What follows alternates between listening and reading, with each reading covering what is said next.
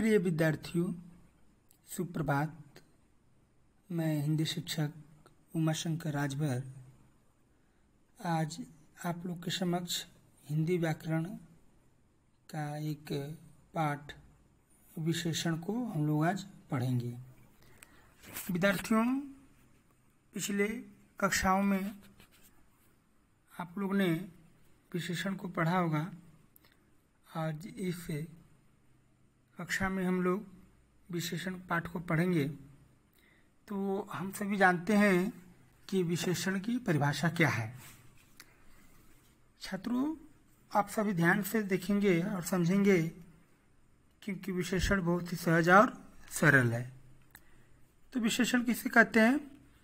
जो शब्द संज्ञा या सर्वनाम की विशेषता को बताता है इसे विशेषण कहते हैं। दूसरे शब्दों में कहा जाए तो कि विशेषण वे शब्द हैं जो किसी व्यक्ति, वस्तु या उनकी क्रिया, गुण, दोष, स्थिति आदि का बोध कराते हैं। उदाहरण यहाँ दिया हुआ है।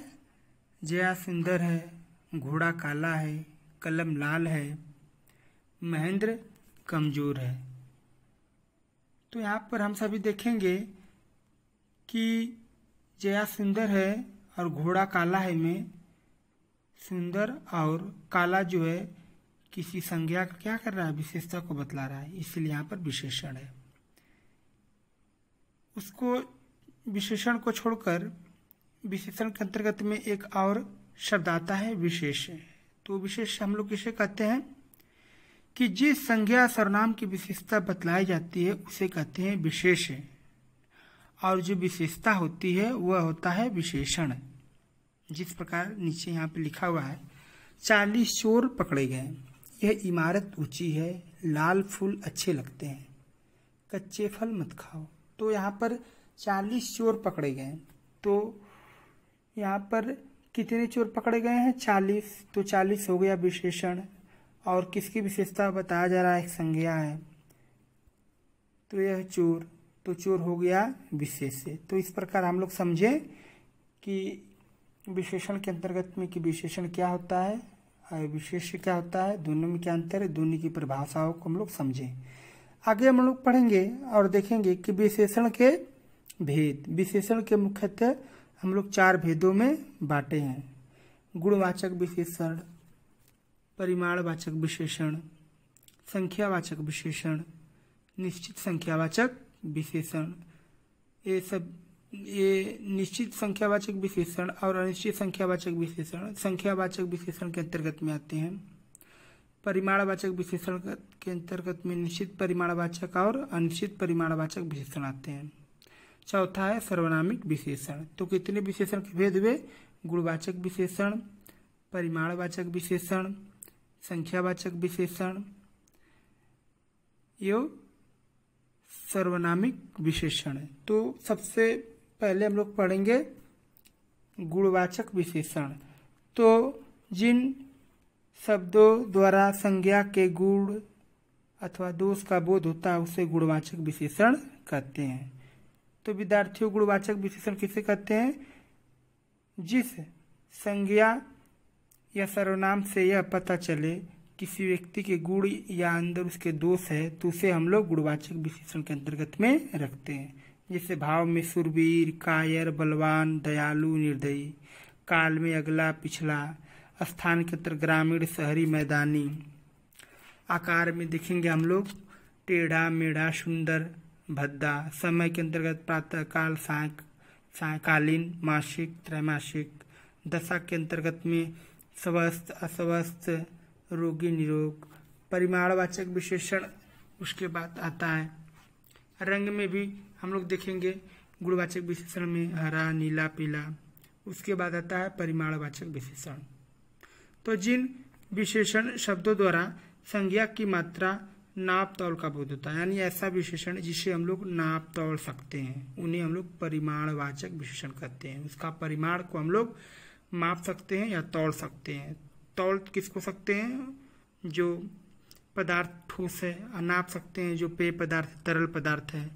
तो इस परिमाणवाचक विशेषण को हम लोग दो मुख्यतः भागों में बांटे हैं, एक निश्चित परिमाणवाचक विशेषण, दूसरा अनिश्चित परिमाणवाचक विशेषण। प्रत्येक को बारी बारी समझेंगे। पहला निश्चित परिमाणवाचक विशेषण किसे कहते हैं? तो जिन विशेषणों शब्दों से संज्ञा की निश्चित मात्रा का बोध होता है उन्हें निश्चित परिमाणवाचक विशेषण कहते हैं। जिस संज्ञा सर्वनाम से किसी वस्तु के निश्चित परिमाण का बोध होता है, यानी उसका सटीक रहेगा मात्रा, जैसे 1 लीटर दूध, 10 मीटर कपड़ा, 1 किलो आलू, एक निश्चित उसका माप या जो तौल है वो बताया जा रहा है। यह क्या हुआ? निश्चित परिमाणवाचक विशेषण। अगला क्या है? अनिश्चित परिमाणवाचक विशेषण। तो जिन विशेषण शब्दों में संज्ञा की अनिश्चित मात्रा का बोध हो उसे अनिश्चित परिमाणवाचक विशेषण कहते हैं। इसके अंतर्गत क्या हम देखते हैं? परिमाण तो है मगर उसका एक जो है हमें माप और तौल सही पता नहीं चल रहा है, जैसे थोड़ा दूध, कुछ शहद, बहुत पानी, अधिक पैसा। तो ये सभी किसके अंतर्गत में आएंगे? अनिश्चित परिमाणवाचक विशेषण। अगला हम लोग पढ़ेंगे विशेषण का भेद है संख्यावाचक विशेषण। तो विद्यार्थियों, संख्यावाचक विशेषण किसे कहते हैं? जिन विशेषण शब्दों से संज्ञा की संख्या का बोध होता है उसे हम लोग संख्यावाचक विशेषण कहते हैं। जैसे 1 मेज, 4 कुर्सियाँ, 10 पुस्तकें, कुछ रुपए इत्यादि। संख्यावाचक विशेषण 3 प्रकार के होते हैं, मगर हमारे पाठ्यक्रम के अंतर्गत में हम सभी मुख्यतः 2 जो संख्यावाचक विशेषण के भाग हैं उनको पढ़ेंगे। ठीक है, तीसरा नहीं, 2 ही मुख्य, 2 ही हम लोग क्या करेंगे? पढ़ेंगे। तो हम लोग देखेंगे संख्यावाचक विशेषण के अंतर्गत में 2 भाग हैं। एक है निश्चित संख्यावाचक विशेषण, दूसरा है अनिश्चित संख्यावाचक विशेषण। ठीक है, जो निश्चित संख्यावाचक विशेषण किसे कहते हैं? जिन विशेषण शब्दों से निश्चित संख्या का बोध होता है उन्हें निश्चित संख्यावाचक विशेषण कहते हैं। जैसे 1, 2, 3, पहला, दूसरा, तीसरा निश्चित संख्या का यहाँ पर नाम आ रहा है। विद्यालय में, हमारे विद्यालय में 1200 विद्यार्थी पढ़ते हैं, तो यहाँ पर एक निश्चित संख्या है। दिन का तीसरा पहर एक निश्चित समय कहा जा रहा है, तो इस प्रकार की निश्चित संख्या का बोध हो रहा है। उसी तरह दूसरा यहाँ पर उदाहरण लेंगे दूसरे भाग का, अनिश्चित संख्यावाचक विशेषण किसे कहते हैं? तो इस पर हम सभी ध्यान देंगे तो देखेंगे जिन विशेषण शब्दों से विभाग या प्रत्येक का भाव, जिन विशेषण शब्दों से विभाग या प्रत्येक, माने ये जो अनिश्चित संख्यावाचक विशेषण है, यह अनिश्चित संख्यावाचक विशेषण हमें यह दर्शाता है कि कोई भी जो संख्या है वह निश्चित नहीं है। क्या है? अनिश्चित है। यानी जो भी संख्या के अंतर्गत में जब नाम लेंगे तो संख्या का उसमें बोध होगा, किंतु उसमें निश्चित जो वही सटीक संख्या का नाम या सटीक संख्या का पता नहीं चलेगा। जैसे यहाँ पर हम लोग देखेंगे थोड़े आदमी, कुछ रुपये, रुपया के जो है सटीक जानकारी नहीं है मगर कुछ रुपये कहा जा रहा है। थोड़ा आदमी, कुछ लोग, कुछ बच्चे, मैंने नाम नहीं आ रहे हैं, तो इससे क्या पता चलता है कि क्या है? अनिश्चित संख्या का भाव का यहाँ पर हम सही बोध देख रहे हैं। अगला क्या है? सर्वनामिक विशेषण। तो विद्यार्थियों, सर्वनामिक विशेषण किसे कहते हैं? जो सर्वनाम शब्द संज्ञा के लिए विशेषण का कार्य करते हैं उन्हें सर्वनामिक विशेषण कहते हैं।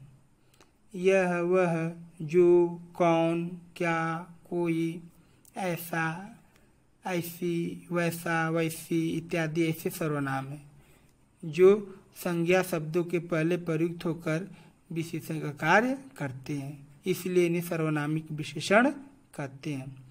तो बहुत ही महत्वपूर्ण यहाँ पर सर्वनामिक विशेषण को पहचानेंगे कैसे? कि जब भी कोई वाक्य आएगा तो उस वाक्य में सर्वनाम पहले आएगा, उसके बाद संज्ञा आएगा, और वह सर्वनाम क्या करता है, इसीलिए इसे सर्वनामिक विशेषण इसीलिए कहते हैं कि यह जो सर्वनाम पहले आएगा, बाद वाला जो संज्ञा है उसकी विशेषता को बतलाता है।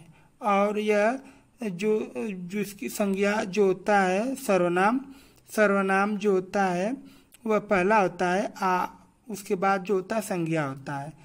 मगर एक बात यह है कि जो पहला सर्वनाम होता है और जो संज्ञा होता है, इसीलिए उसे सर्वनामिक विशेषण कहते हैं, क्योंकि ये सर्वनाम अकेले प्रयुक्त होते हैं, इसीलिए इसे सर्वनामिक विशेषण कहते हैं। जैसे वह लड़का बदमाश है, वह नेता विधायक है, तो वह जो क्या है सर्वनाम है, और लड़का क्या है वही है, तो वह सर्वनाम है मगर संज्ञा का कार्य कर रहा है और विशेषता बतला रहा है वह का, तो इसीलिए वह सर्वनाम होते हुए क्या हो जाएगा, सर्वनामिक विशेषण हो जाएगा। तो याद रखेंगे सर्वनामिक विशेषण के अंतर्गत में पहले सर्वनाम आता है, उसके बाद संज्ञा आता है। तो इसके अंतर्गत में हम लोग इस प्रकार इसी तरह से हम लोग पकड़ेंगे कि जो संज्ञा शब्दों के पहले प्रयुक्त होकर विशेषण का कार्य करता है उसे सर्वनामिक विशेषण कहते हैं। और इसका उदाहरण क्या है, यह वह जो कौन क्या कोई ऐसा वैसा ऐसे सर्वनाम है इत्यादि। तो मेरे प्रिय विद्यार्थियों, आज हम सब ने हिंदी व्याकरण का एक महत्वपूर्ण पाठ पढ़ा, विशेषण, जिसके